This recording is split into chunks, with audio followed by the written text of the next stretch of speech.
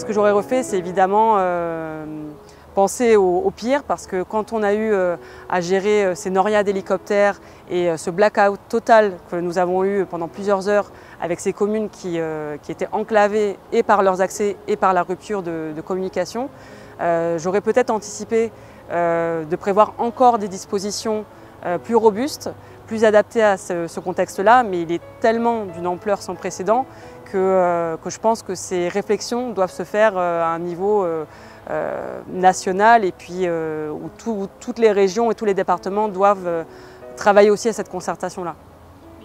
À garder déjà la montée en puissance de la gestion de crise, donc tout ce qui est fait à échelle graduelle, ça je pense que c'est une bonne pratique. Également le travail justement en collectif, donc toute la collaboration avec l'ensemble des acteurs locaux, que ça soit de manière spontanée ou à travers des conventions, ça c'est quelque chose qui est vraiment à consolider et à poursuivre. Le travail d'accompagnement fin aussi des communes, des collectivités, puisqu'on accompagne les 183 communes de notre PCI pour l'appropriation des outils d'appui à la gestion de crise. Donc que ça soit l'appui sur le PCS, les outils d'appui à la gestion de crise, les outils Prédic, le système d'appel en masse, différents outils, et également donc, que les communes vont s'approprier.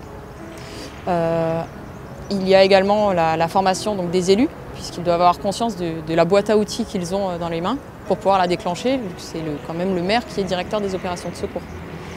Donc ça, c'est en même temps une bonne pratique, je pense, et quelque chose qui doit être consolidé, poursuivi sur tout le territoire, pour qu'il y ait évidemment une culture du risque qui s'instaure et qui perdure au sein des équipes communales et des citoyens. Moi, j'ai vraiment l'impression que ça a bien marché dans l'Aude à l'occasion de la crue de 2018, mais aussi depuis, puisqu'on travaille toujours main dans la main, c'est de sortir des éventuels guerres de chapelle, ou je ne sais pas comment dire, où chacun veut garder sa donnée, ses prérogatives sur son domaine. Je crois qu'on est vraiment sorti de ça dans l'Aude, au moins, et que chacun partage parce que chacun a y gagné. Voilà. Il faut être en capacité d'appréhender, ce qui n'est pas évident, ce qu'on n'a pas prévu. Au tout début de la crise, ce qui est difficile, c'est coordonner l'ensemble des moyens parce qu'on a presque trop, j'exagère, mais trop de moyens. Il faut savoir où les envoyer et les encadrer. Là, il y a eu un bénéfice qui est tiré des inondations de 99 dans l'Aude pour nos anciens, qui avaient monté à l'époque des marchés à bon de commande intempéries qu'on qualifie. Donc techniquement, c'est un marché sur lequel on peut faire intervenir, d'un point de vue marché public, très rapidement, sous 24 heures, des entreprises pour déblayer les routes, réaliser des rangements, ce genre de choses. Et on y a fait appel de manière importante, ce qui a permis de nous affranchir des procédures d'urgence impérieuses qui sont un petit peu parfois plus complexes pour les marchés publics. On nous a demandé dans les 48 heures de faire déjà une première évaluation, ce qui fait que le relevé qu'on a fait des dégâts était assez succinct et rapide. Puis en avançant, il fallait quand même qu'on ait des choses assez précises, donc quelque part ça a conduit à faire un deuxième relevé, avec des fois des gens différents. Pour la DDTM et pour l'obtention des subventions, il a fallu donner quelque chose de plus précis, donc il a fallu tout rechiffrer. On avait sur le territoire, on a recensé 230 opérations, 230 devis. On est parti peu structuré ou peut-être aussi mal structuré par rapport à la demande, parce que la demande n'était pas très claire au niveau des DTM au départ. Et donc on a fait, je ne vais pas dire 3 fois le travail, mais on a fait peut-être 2 fois le travail.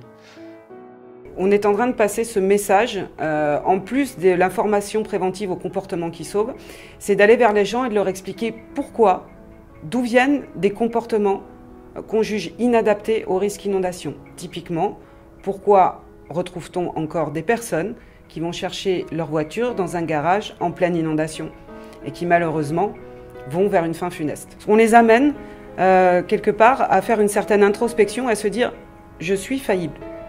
C'est pas toujours parfait, mais on s'améliore. Et à chaque inondation, on sent que chaque élu est plus engagé, plus responsable.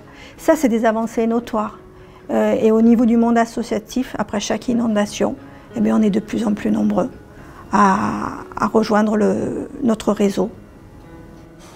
On aurait aimé que ça se fasse différemment, c'est-à-dire que quand les communes, avec leur police ou la gendarmerie ou les pompiers, demandent à un quartier, à des habitants, de partir au bon moment et que ces habitants ne veulent pas, bon, bien souvent on aimerait avoir un petit peu plus de force, de coercition on va dire, pour dire à ces gens, ou d'imposer à ces gens de quitter leur lieu. Parce que bien souvent, les gens ils sont restés sur place, voilà, et quand il y a eu le déluge, eh ben, il a fallu porter secours dans des conditions où voilà, nos personnels se sont mis en danger. Et les gens ont reconnu, après coup, que ouais, ils auraient mieux fait d'évacuer au bon moment.